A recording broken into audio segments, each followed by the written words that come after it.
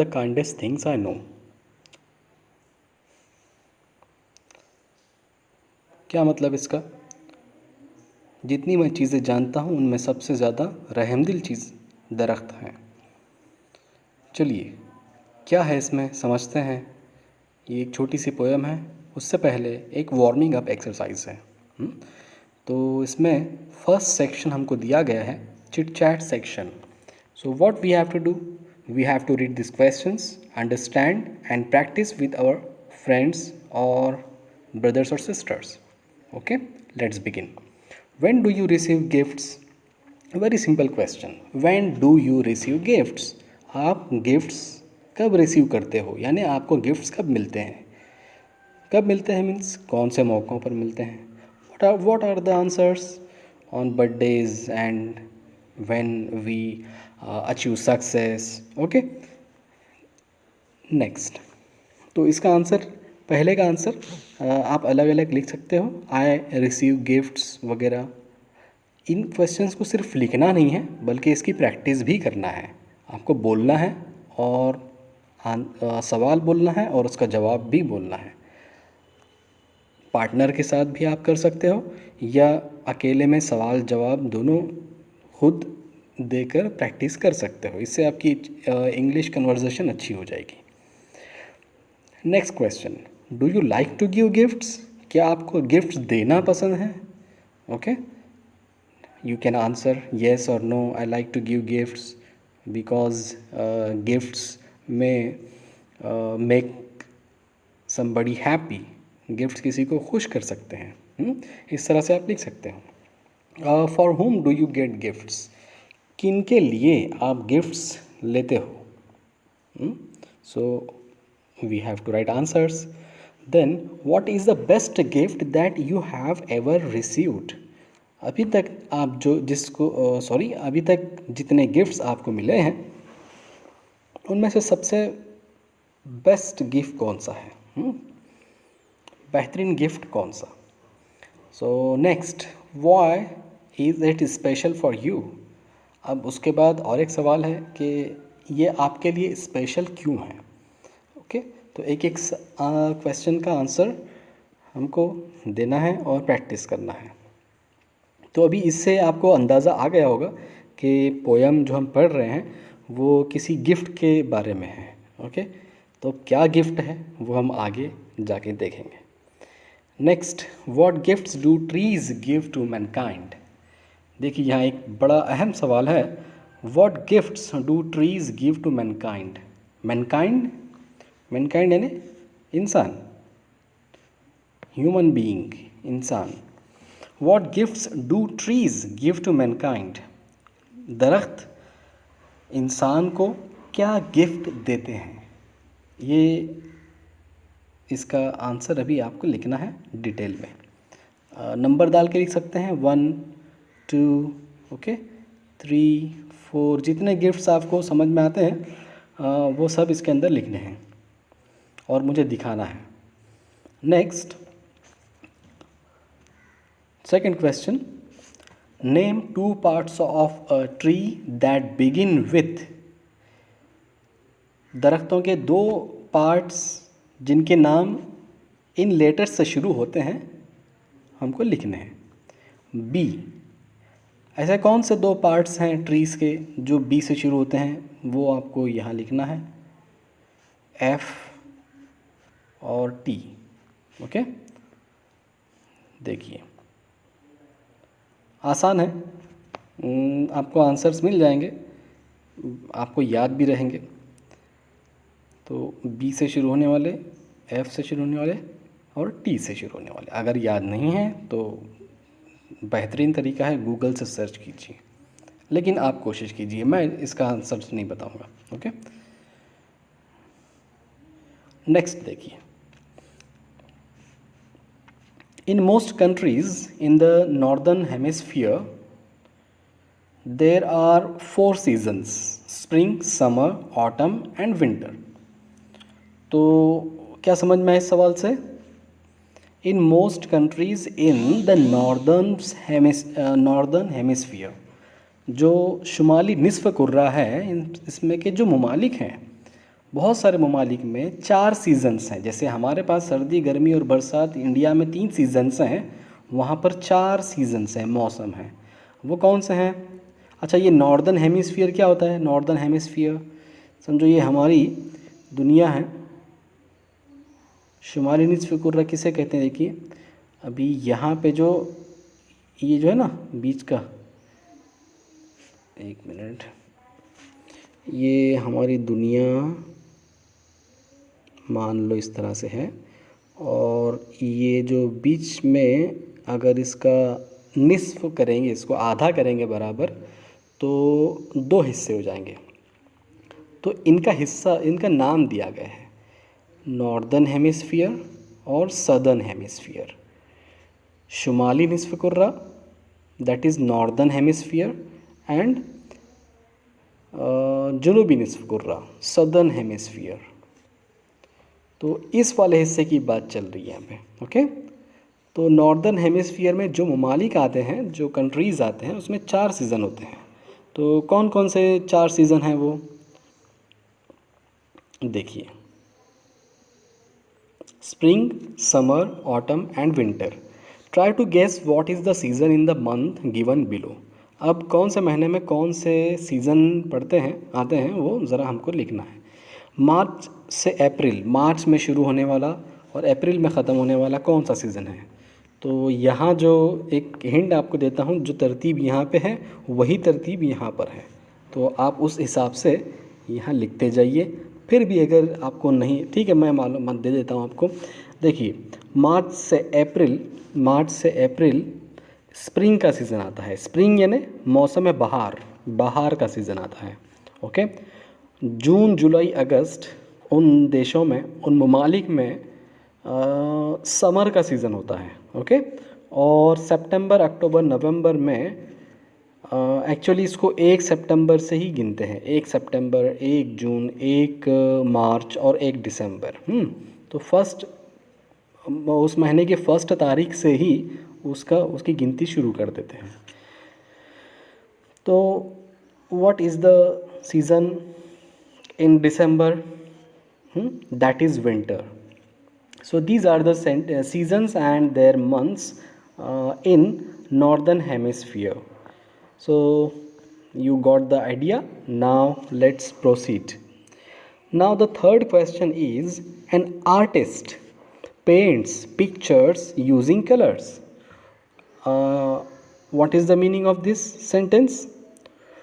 N artist, जो कलाकार होता है, जो आर्टिस्ट होता है, he paints pictures with colours, वो कलर्स यूज़ करके पिक्चर बनाता है। But a poet or writer can also paint pictures. एक राइटर या कोई शायर है वो भी पिक्चर्स बनाता है। कैसे? In your mind. कहाँ बनाता है? हमारे माइंड में, हमारे इमेजिनेशन में। ओके, हमारे तसव्वुर में। by using descriptive phrases, descriptive phrases का इस्तेमाल करके वो क्या करते हैं? हमारे माइंड में पिक्चर बनाते हैं। फॉर एग्ज़ाम्पल, अब कैसे फ्रेजेस होते हैं वो जिससे हमारे माइंड में पिक्चर बन जाता है? वो यहाँ पे हैं। Blue sky, soft white clouds, floating clouds, etcetera. अब ये अल्फाज पढ़ने के साथ हमारे माइंड में एक पिक्चर तैयार हो जाती है। Just reading these words we get the same picture. Okay, we start imagining those things. हम उन चीज़ों को इमेजिन करना शुरू कर देते हैं। तो देखिए अब हमको क्या करना है, यहाँ तो एग्जाम्पल दी गई है, हमको ये करना है, write down 4 such phrases which describe anything beautiful in nature. ऐसे कोई भी 4 फ्रेजेस हमको लिखने हैं जो डिस्क्राइब करते हैं नेचर को, खूबसूरती, नेचर की खूबसूरती को। ओके, तो देखिए ये काम करना है और जवाबात लिख के देना है, व्हाट्सएप करना है। नेक्स्ट पेज पे हम अपनी पोएम शुरू करने जा रहे हैं। देखिए, पढ़ते हैं और उसको अच्छी तरह समझते हैं। क्या है title? What is the title of the poem? Trees are the kindest things I know. Trees are the kindest things I know. They do not harm, they simply grow and spread a shade for sleepy cows and gather birds among their boughs. They give us fruit in leaves above and wood to make our houses of, and leaves to burn on Halloween, and in the spring new birds of green. They are the first when days begin to touch the beams of morning sun. They are the last to hold the light when evening changes into night, and when a moon floats on the sky, they hum a drowsy lullaby of sleepy children long ago. Trees are the kindest things I know. Harry Ben. अभी देखते हैं इसके अंदर Harry Ben ये poet क्या कह रही हैं. ओके, तो चलिए समझते हैं. There are trees are the kindest things I know. जितनी चीज़ें मैं जानता हूँ उन सब में काइंडेस्ट थिंग, सबसे रहम करने वाली चीज़, काइंडेस्ट थिंग्स आई नो, वो है trees. They do not harm, they simply grow. वो किसी को कुछ हार्म नहीं करते, तकलीफ़ नहीं पहुंचाते. वो सिंपली ग्रो, बस ग्रो होते जाते हैं, बढ़ते जाते हैं. And spread a shade for sleepy cows. और क्या करते हैं बड़े होकर? एंड स्प्रेड अ शेड, साया देते हैं, साया फैलाते हैं. फॉर स्लीपी काउज, सोने की, जो नींद आई हुई गाय हैं, जानवर हैं, उनके लिए. And gather birds among their boughs.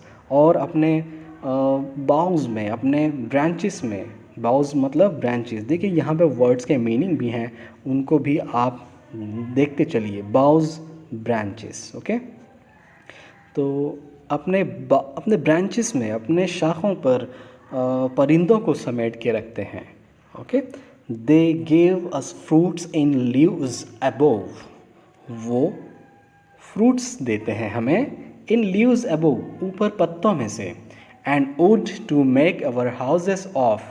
और लकड़ी भी देते हैं जिससे हमारे घर बनते हैं. And leaves to burn on Halloween. और पत्ते भी देते हैं, leaves to burn on Halloween. अभी ये नॉर्थ अमेरिका वगैरह में हैलोवीन नाम का एक सीज़न होता है, एक त्यौहार होता है. A festival in autumn observe in western countries. मगरबी ममालिक में एक फेस्टिवल होता है. तो ऑटम जो ख़िज़ा का मौसम होता है, ऑटम यानी ख़िज़ा का मौसम, पतझड़ का मौसम, उसको सेलिब्रेट करते हैं ये लोग. And in the spring new birds of green. और स्प्रिंग में क्या होता है? स्प्रिंग यानी बहार का मौसम. ओके, स्प्रिंग और ऑटम, ठीक है. स्प्रिंग बहार का मौसम और उसका अपोजिट है क्या? ऑटम, ख़िज़ा का मौसम. तो उर्दू में भी ऐसा ही है. उर्दू में भी जब हम बहार कहते हैं, उसका मुखालिफ, उसका ज़िद क्या होता है? ख़िज़ा. ठीक है, तो देखिए, and in the spring new birds of green. और बहार मौसम में क्या होता है? मौसम बहार में मतलब हरे हरे पत्ते नए नए शुरू होते हैं, कलियां शुरू होती हैं. ओके, बर्ड्स है ना कलियां, बर्ड्स ऑफ ग्रीन है ना, नए नए पत्तों के कलियां, छोटे छोटे पत्ते शुरू हो जाते हैं. बहार आती है तो पत्ते शुरू हो जाते हैं उगने का, और पत्ते आते हैं. ख़िज़ा में पूरे पत्ते झड़ जाते हैं और बहार में फिर से पत्ते आ जाते हैं. They are the first when days began to touch the beams of morning sun. तो पहले जुमले में क्या है? They are the first. They यानी कौन? दे के माने क्या? दे के माने होते हैं वो किसके लिए कहा जा रहा है यहाँ पे? बताओ. ट्रीज़ के लिए कहा जा रहा है. They are the first when days begin, दिन की शुरुआत में वो पहले.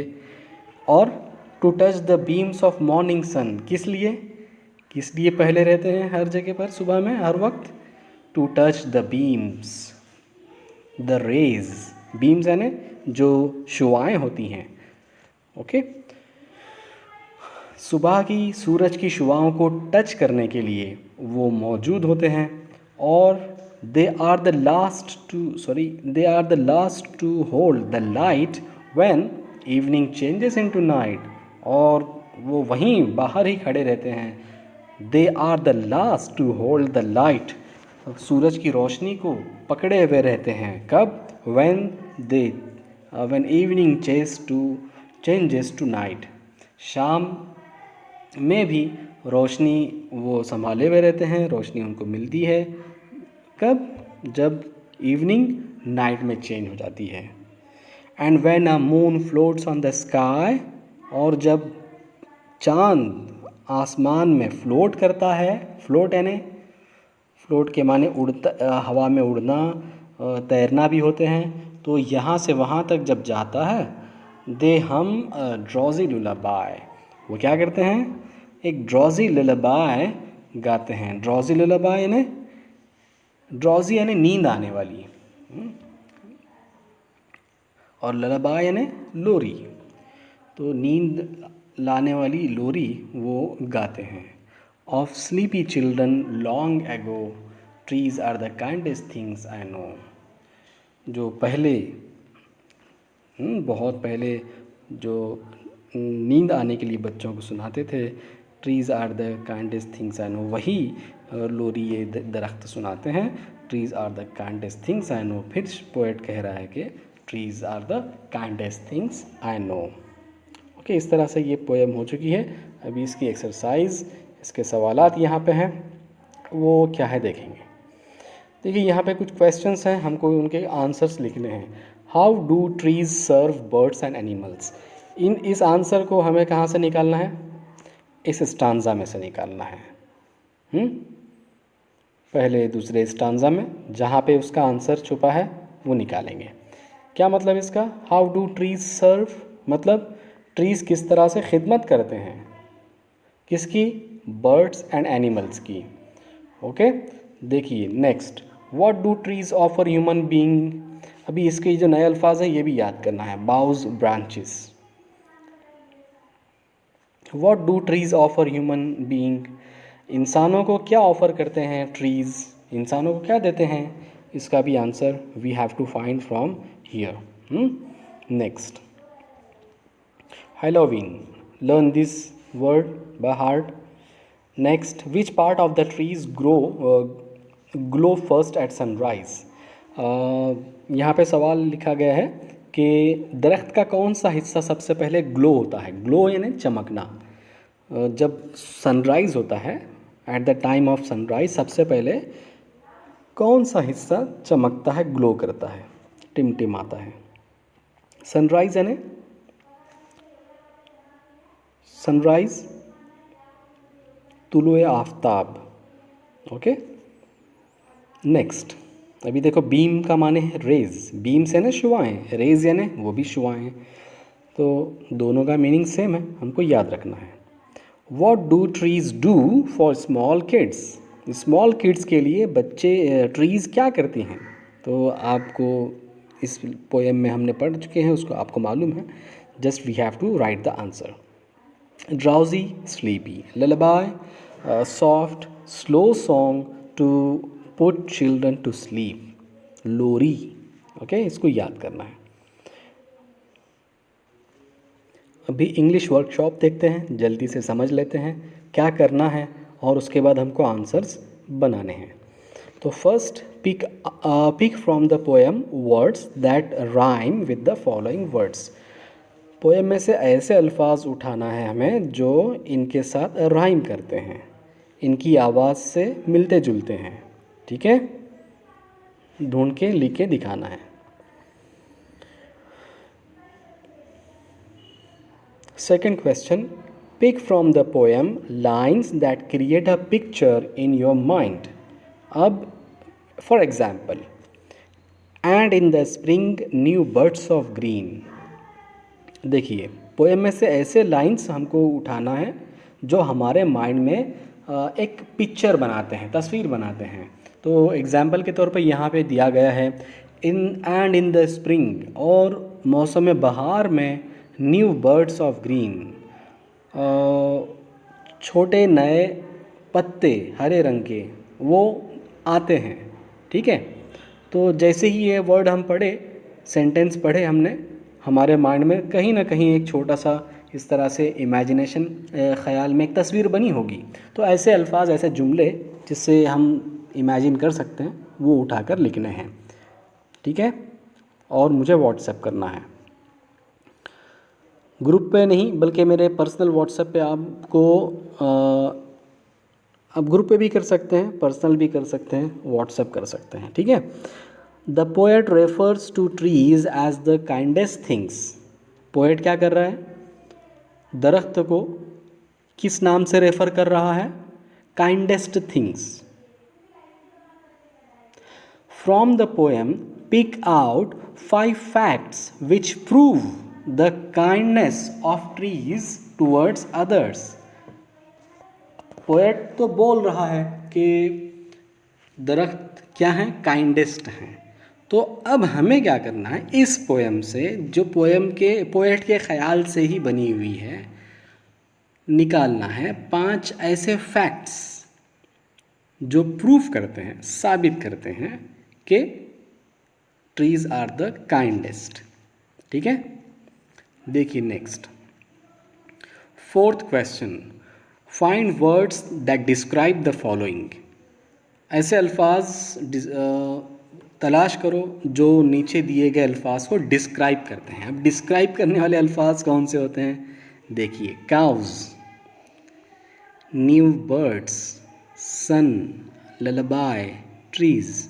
आपको हिंट दे दूं, ये जो नाउन है, ठीक है, हर नाउन के पहले एक डिस्क्राइबिंग वर्ड होता है। डिस्क्राइबिंग वर्ड का दूसरा नाम होता है एडजेक्टिव। एडजेक्टिव का मतलब होता है सीफत, सीफत बयान करने वाले अल्फाज। ओके, सीफत बयान करने वाले अल्फाज। अब कैसे होते हैं सीफत बयान करने वाले अल्फाज, जैसे कि बॉय, ठीक है, अ बॉय, ठीक है, ये एक नाउन है। इसको हमने अगर कहा अ गुड बॉय, ठीक है, अ गुड बॉय, तो ये गुड क्या हुआ इसमें, ये हो गया डिस्क्राइबिंग वर्ड, इसी को कहते हैं एडजेक्टिव। अब इसकी पोजीशन आप समझ गए होंगे कि नाउन से पहले इसकी पोजीशन है। अभी जो डिस्क्राइबिंग वर्ड्स हैं इन अल्फाज के लिए वो इससे पहले रहेंगे, ढूंढना है, समझना है, उसकी मीनिंग भी समझना है और यहाँ पर लिखना है। ठीक है, नेक्स्ट देखते हैं, pick out lines that mean the following. ये बहुत इंटरेस्टिंग एक्टिविटी है बच्चों, बहुत दिलचस्प एक्टिविटी है। इसके अंदर हमें क्या करना होता है, यहाँ पर एक लाइन दी हुई होती है, trees provide shelter for animal, trees provide shelter for animal. दरख्त जानवरों को सहारा देते हैं, है ना। शेल्टर, शेल्टर यानी क्या, छत देते हैं। तो अब ये लफ्ज़ यहाँ पर पोएम में नहीं है, जो यहाँ पर अल्फाज हैं वो अल्फाज पोएम में नहीं हैं। हमको इसके मीनिंग वाली लाइन पोएम में से ढूंढ के लिखनी है। समझ गई बात। उसी तरह से दूसरा, trees provide food for all. अच्छा, ये प्रोवाइड के माने क्या होते हैं, प्रोवाइड के माने होते हैं मुहैया करना, फराहम करना, देना। ओके, ट्रीज प्रोवाइड फूड, खाना देते हैं हर एक के लिए। अब इसके मीनिंग वाली कोई लाइन जो पोएम में है वो हमको ढूंढ के यहाँ पर लिखनी है। इतना सा काम है, बस आसान काम है। अब ट्रीज आर मोस्ट लवेबल, दरख्त बहुत ज़्यादा लवेबल होते हैं, प्यारे होते हैं। Next, kids love to listen to songs from trees. बच्चे पसंद करते हैं दरख्त से गाना सुनना। अब ये एक इमेजिनेशन है, ऐसा तो होता नहीं कि दरख्त गाना गा रहा है और बच्चे सुन रहे हैं, है ना। Children are listening and enjoying, एक इमेजिनेशन है। तो फिर भी हमको बताना है कि पोएट किस लाइन में ये इसके मीनिंग है लिखा हुआ, इसके मीनिंग वाली लाइन कौन सी है। Trees live a simple life. Okay, देखिए आगे बढ़ते हैं। Think and right in your own words, सोचो और लिखो अपने अल्फाज में। फर्स्ट क्वेश्चन, देखो इसको समझना ज़रूरी है। क्वेश्चन क्या है, what living things can cause harm to one another. कौन से जानदार, लिविंग थिंग्स कहते हैं जानदारों को, कौन से जानदार दूसरे जानदारों को हार्म पहुंचा सकते हैं, हार्म नुकसान पहुंचा सकते हैं। नेम एनी 5, ऐसे कोई भी 5 जानदारों के नाम लिखो। लिविंग थिंग्स और नॉन लिविंग थिंग्स। अब दूसरा है, why are trees called harmless. दरख्तों को हार्मलेस क्यों कहा गया है। हार्मलेस यानी नुकसान नहीं पहुंचाने वाले, यानी उनसे कोई ख़तरा नहीं। ऐसा क्यों कहा गया है, इसका जवाब हमको 2-3 लाइन में अच्छे से लिखना है। Okay, Halloween is a festival celebrated in many western countries on 31 October. Halloween जो फेस्टिवल है वेस्टर्न कंट्रीज़ में, मगरबी ममालिक में मनाया जाता है, सेलिब्रेट किया जाता है। कब, 31 अक्टूबर को। What is the season there?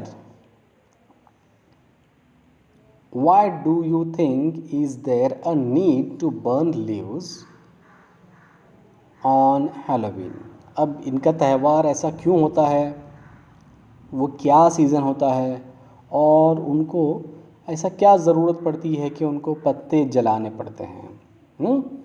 तो हमको देखिए मालूमात तो ढूंढना पड़ेगा थोड़ा सा। यूट्यूब पे मिलेगी आपको, नहीं तो गूगल पे तो है ही। मालूमात तलाश करने की आदत डालिए और थोड़ी सी कोशिश कीजिए, आंसर आपको मिल जाएगा। नेक्स्ट क्वेश्चन है, they are the last to hold the light when evening changes into night. देखो ये लाइन तो मैंने समझा दिया है, अगर नहीं समझ रहा है तो फिर से रिवाइंड करके देख लीजिए, ठीक है। तो ये जो लाइन है इसके बारे में हमको कुछ लिखना है यहाँ पे। Which part of the day is referred to in the above lines. दिन के कौन से हिस्सों को रेफ़र किया गया है, मतलब किसके बारे में बात हो रही है इस लाइन में, जो लाइन दी गई है ऊपर उसमें, ये जो इस लाइन में, ठीक है, पोएम की ही लाइन है वो। अगला सवाल है, विच part of the trees hold the last light of the day. दिन की आखिरी रोशनी, आखिरी शुआ कौन सा पार्ट पकड़ के रखता है, ये हमको लिखना है, ठीक है। ये हो गए सवालात, हमको पूरे अच्छे से करने हैं। अभी आगे देखिए, search for a short poem, 7 question है। 7th, search for a short poem about trees in your mother tongue, write it in your notebook and translate any 2 stanzas from the poem into English. देखिए अभी हमको एक task दिया गया है, एक काम दिया गया है, तो हमें करना क्या है, कोई भी एक शॉर्ट सी पोएम जो हमारी मादरी ज़ुबान उर्दू में लिखी गई हो दरख्त के ऊपर, ठीक है, उसको लेना है और ट्रांसलेट करना है इंग्लिश में। 2 स्टांजा अच्छे खूबसूरत बनाने हैं। ये काम करेंगे और व्हाट्सएप करेंगे, सबके लिए काम है। देखिए 8th question, your neighbour is having a huge old banyan tree. क्या है सवाल, देखिए। योर नेबर, आपका पड़ोसी है, is having a huge old banyan tree chopped down to make space for another construction. आपके पड़ोसी के आंगन में एक बहुत बड़ा पुराना बैनियन ट्री है, बरगद का पेड़ है, और वो क्या कर रहा है, उसको चॉप कर रहा है, उसको तोड़ के फेंक रहा है, वहाँ से निकाल रहा है। ओके, क्यों? कि उसको बनाना है घर, कंस्ट्रक्शन करना है वहाँ पे एक नया सा। अब हमको क्या करना है, हमारे लिए एक टास्क है, we have a task here. अब हमको एक चीज़ लिखनी है, write an imaginary conversation between you and your neighbour. आपको एक इमेजिनरी कन्वर्जेशन करनी है, बातचीत आपके और आपके पड़ोसी के दरमियान। क्या बातचीत होगी वो भी यहाँ पे लिखा हुआ है, trying to stop him from having it cut down. उसको रोकना है। अब क्या बोलकर रोकेंगे? आप वो बातचीत करेंगे, दरख्त को काटने से रोकना है। यहाँ पे शुरुआत दी गई है माई सेल्फ, यहाँ से यहाँ कहा गया है बिगिन विद द फॉलोइंग, यहाँ से शुरू करें। देखिए, good morning sir, I am very disturbed and upset to see you having this good old banyan tree chop down. क्या करना है, क्या बोलना है हमें? Good morning sir, I am very disturbed, मैं तो बहुत डिस्टर्ब हो चुका हूँ और बहुत अपसेट भी हो चुका हूँ। किस लिए? To see you having this good old banyan tree chop down, कि आप ये देखकर कि आप इतना बड़ा, इतना अच्छा बैनियन बरगद का ट्री आप तोड़ रहे हो। ठीक है, अब आपको क्या करना है, अपने नेबर का जवाब क्या हो सकता है वो लिखना है, फिर आप क्या कहेंगे वो लिखना है। ठीक है, माई सेल्फ, फिर नेबर।